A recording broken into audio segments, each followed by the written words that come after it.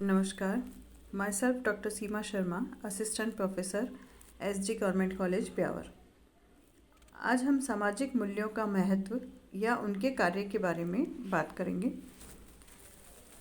सामाजिक मूल्यों के महत्व का उल्लेख करते हुए राधा कमल मुखर्जी कहते हैं कि सामाजिक विज्ञानों के लिए मूल्यों का वही महत्व है जो भौतिक शास्त्र के लिए गति और गुरुत्वाकर्षण का है और शरीर विज्ञान के लिए पाचन क्रिया या रक्त संचार का है।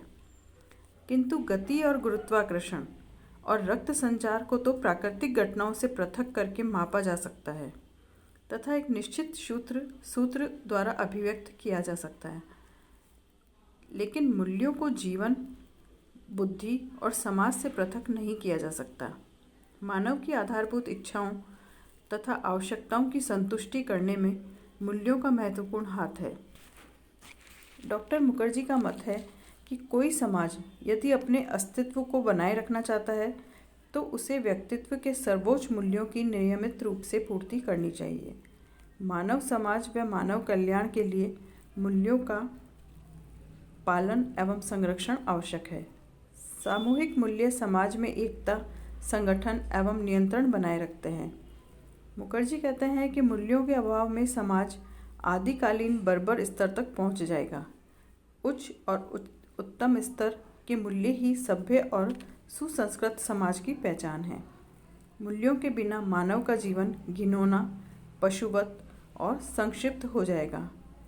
मुखर्जी के अनुसार सामाजिक मूल्यों का महत्व या कार्य इस प्रकार हैं। पहला, समाज में एकरूपता उत्पन्न करना।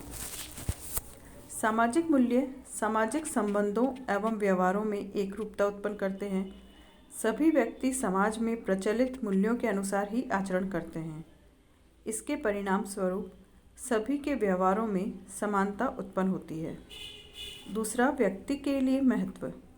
सामाजिक मूल्यों का व्यक्ति के व्यक्तिगत जीवन से भी घनिष्ठ संबंध है। सामाजिक मूल्य सारे समूह और समाज की देन होते हैं। समाजीकरण द्वारा व्यक्ति इन सामाजिक मूल्यों को आत्मसात करता है और अपने व्यवहार, आचरण और अपने जीवन को उनके अनुरूप ढालने का प्रयत्न करता है।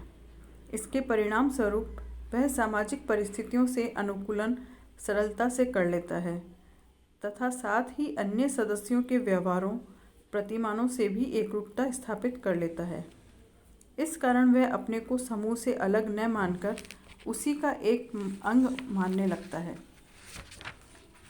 व्यक्ति का समूह के साथ एकीकरण व्यक्ति की सुरक्षा और सामाजिक प्रगति दोनों ही दृष्टि से महत्वपूर्ण है।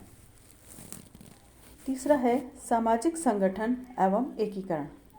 सामाजिक मूल्य समाज में एक विशिष्ट प्रकार से स्वीकृत एवं प्रतिमानित व्यवहारों को जन्म देते हैं। समूह का सदस्य से यह अपेक्षा की जाती है कि वे इन प्रतिमानों और व्यवहारों के अनुरूप आचरण करें ताकि समाज में संगठन और एकीकरण बना रहे। समान आदर्शों, व्यवहारों और मूल्यों को स्वीकार करने के कारण आत्मीयता और सामुदायिक भावना का विकास होता है। समान मूल्यों में विश्वास करने वाले लोग अपने को अन्य लोगों की अपेक्षा अधिक निकट समझते हैं। वे परस्पर मिलकर कार्य करते एवं परस्पर सहयोग करते हैं। जॉनसन कहते हैं कि मूल्य व्यक्ति को या सामाजिक अंतःक्रिया की प्रणाली को एकीकृत करने में सहायक होते हैं। चौथा है सामाजिक क्षमता का मूल्यांकन। सामाजिक मूल्यों के द्वारा ही समाज के व्यक्ति यह जानने में समर्थ होते हैं कि दूसरे लोगों की दृष्टि में उनका क्या स्थान है, वे संस्तरण में कहाँ स्थित हैं। समूह एवं व्यक्ति की क्षमता का मूल्यांकन सामाजिक मूल्यों के आधार पर ही किया जाता है। पांचवा है भौतिक संस्कृति का महत्व बढ़ाते हैं। भौतिक संस्कृति के कुछ तत्व कुछ लोगों या समूहों के लिए चाहे अधिक महत्वपूर्ण ना हो, किंतु उनके पीछे सामाजिक मूल्य होते हैं, अतः लोग उन वस्तुओं को रखने में रुचि रखते हैं। उदाहरण के लिए कार रखना या मोबाइल कुछ व्यक्तियों के लिए अधिक उपयोगी न होने पर भी उन्हें इसलिए रखना चाहते हैं कि इनसे उनकी सामाजिक प्रतिष्ठा में वृद्धि होती है, क्योंकि सामाजिक मूल्य इन वस्तुओं को उपयोगी एवं प्रतिष्ठा सूचक मानते हैं। समाज के आदर्श विचारों एवं व्यवहारों के प्रतीक। सामाजिक मूल्यों में आदर्श निहित होते हैं। सामाजिक मूल्यों को सामाजिक स्वीकृति एवं मान्यता प्राप्त होती है। यही कारण है कि सामाजिक मूल्यों को उस समाज के आदर्श विचारों एवं व्यवहारों का प्रतीक माना जाता है। ये लोग विचारों और व्यवहारों को निश्चित एवं निर्धारित करते हैं। 7वां है सामाजिक भूमिकाओं का निर्देशन। सामाजिक मूल्य यह भी तय करते हैं कि एक व्यक्ति किसी विशिष्ट परिस्थिति में किस प्रकार की भूमिका निभाएगा, समाज उससे किस प्रकार का आचरण करने की अपेक्षा करता है, और सामाजिक मूल्यों में अंतर के कारण ही सामाजिक भूमिकाओं में अंतर भी पाया जाता है। भारत में पति पत्नी की भूमिका और अमेरिका और इंग्लैंड में पति पत्नी की भूमिका से इसलिए अलग है क्योंकि इन देशों के मूल्य व्यवस्था में भी अंतर है और ये मूल्य ही भूमिका निर्वाह के निर्देशन करते हैं। 8वां पॉइंट है सामाजिक नियंत्रण। सामाजिक मूल्य सामाजिक नियंत्रण के सशक्त साधन हैं। वे व्यक्ति एवं समूह पर एक निश्चित प्रकार का व्यवहार करने का और न करने का दबाव डालते हैं। समाज द्वारा मूल्यों के विपरीत आचरण करने वाले व्यक्तियों को दंड और मूल्यों के अनुरूप आचरण करने वालों को पुरस्कार की व्यवस्था की जाती है।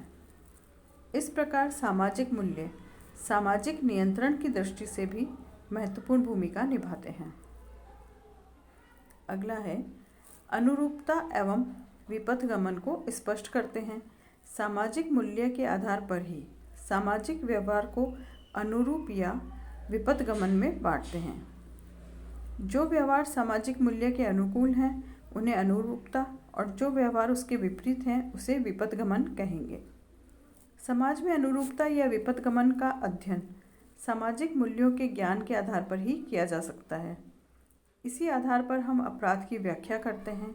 सामाजिक मूल्य सामाजिक अस्तित्व के लिए आवश्यक है, अतः कोई भी समाज इनके उल्लंघन की आज्ञा नहीं देता। ऐसा करने वाले को दोषी ठहराया जाता है और दंड की व्यवस्था की जाती है। इस प्रकार से सामाजिक विघटन रोकने, सामाजिक व्यवस्था को बनाए रखने और पुनर्निर्माण के लिए सामाजिक मूल्य आवश्यक हैं। व्यक्ति और समाज के मूल्यों के बीच पाए जाने वाले संबंधों को दर्शाने के लिए मुखर्जी ने दीपक की बत्ती, तेल और ज्योति का उदाहरण दिया है। आप समाज को तेल, व्यक्ति को बाती और मूल्यों को ज्योति की संज्ञा देते हैं। तेल, समाज के बिना बाती व्यक्ति अधूरा है और ज्योति, मूल्य के बिना तेल, व्यक्ति और समाज निरर्थक हैं। मूल्य ही व्यक्ति और समाज के जीवन में ज्योति जलाते हैं। मुखर्जी कहते हैं कि मनुष्य और समाज तैरती हुई बत्ती और तेल के बीच जलने वाला अनंत आदान प्रदान के मूल्य अनुभव को उजली स्थिर ज्योति पनपती है, जो कि हमारे नीरस और निरानंद विश्व को निरंतर प्रकाशित करती रहती है। इन उपयोगिताओं के होते हुए भी कभी कभी सामाजिक मूल्य समाज में विघटन भी पैदा कर देते हैं। यदि वे समय और परिस्थिति के साथ परिवर्तित नहीं होते हैं या समाज के लोगों की आकांक्षाओं की पूर्ति में बाधक होते हैं तो लोग विद्रोही होकर ऐसे मूल्यों को तोड़ते हैं। उदाहरण के लिए राजतंत्र में राजा के प्रति भक्ति दिखाना एक राजनीतिक मूल्य है जिससे सभी नागरिकों से अपेक्षा की जाती है, किंतु यदि कोई राजा दुराचारी या शोषक हो तो ऐसी स्थिति में उसके प्रति जनता की जो वफादारी है उसका पालन नहीं किया जाता। लोग विद्रोही होकर उन मूल्यों को तोड़ देते हैं। भारतीय समाज में भी प्रचलित बाल विवाह, सती प्रथा, पर्दा प्रथा, जागीरदारी प्रथा आदि से संबंधित पुराने रूढ़िवादी मूल्य वर्तमान परिस्थितियों से मेल नहीं खाते, जिनका पालन पिछड़ेपन का सूचक माना जाता है। अतः लोग इससे संबंधित पुराने मूल्यों को त्याग कर नवीन मूल्य ग्रहण करते जा रहे हैं। गैर मूल्य या अपमूल्यों की अवधारणा।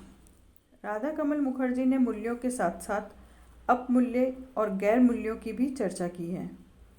उनका मत है समाज में मूल्यों के साथ साथ अपमूल्य भी पाए जाते हैं। अपमूल्य का तात्पर्य है सामाजिक मान्यताओं की उपेक्षा करना अथवा सर्वमान्य सामाजिक मूल्यों का उल्लंघन करना, उन्हें अस्वीकार करना, उनके विरुद्ध आचरण करना। जब सामाजिक जीवन में बुराइयां उत्पन्न होती है तब अपमूल्यों की स्थापना होने लगती है। अपराध, शोषण, भ्रष्टाचार, हिंसा, द्वेष, विघटन आदि सभी अपमूल्य ही हैं। इस प्रकार से समाज द्वारा स्वीकृत मूल्यों को महत्व न देना ही अपमूल्य है। मुखर्जी कहते हैं कि अपमूल्यों की उत्पत्ति 3 कारणों से होती है। पहला, शारीरिक या जैविक कारण। जब मानव की 3 मूलभूत आवश्यकताएं रोटी, कपड़ा और मकान की पूर्ति समुचित रूप से नहीं हो पाती, शारीरिक कष्ट, असुविधा, कुपोषण, वस्त्र और आवास का अभाव, मौसमी बीमारी आदि के और मानसिक परिपक्वता में बाधा आदि अपमूल्यों की उत्पत्ति के लिए शारीरिक और जैविक के कारण हैं। दूसरा, मानसिक आवश्यकताएं। मानसिक आवश्यकताएं भी अपमूल्यों को जन्म देती हैं। जब मनुष्य की प्रेम, प्रतिष्ठा, प्रस्थिति, सुरक्षा आदि की आवश्यकताओं में बाधा पड़ती है तो मानव मानसिक तनाव और संघर्ष में होता है, तब भी अपमूल्य जन्म लेते हैं। तीसरा है सामाजिक आवश्यकताएं। मानव की सामाजिक आवश्यकताओं में बाधा पड़ने पर भी अपमूल्यों का जन्म होता है। ऐसी स्थिति में पारिवारिक और सामाजिक संतुलन बिगड़ने लगता है। समाज में विघटन और समस्याएं पैदा होती है जो समाज में अपमूल्यों को बढ़ावा देती हैं। अपमूल्यों या गैर मूल्यों की वृद्धि पर समाज में अनेक प्रकार की समस्याओं का जन्म होता है, जिसे मुखर्जी ने सुधारने के लिए 2 उपायों का उल्लेख किया है: सुधारात्मक और रचनात्मक।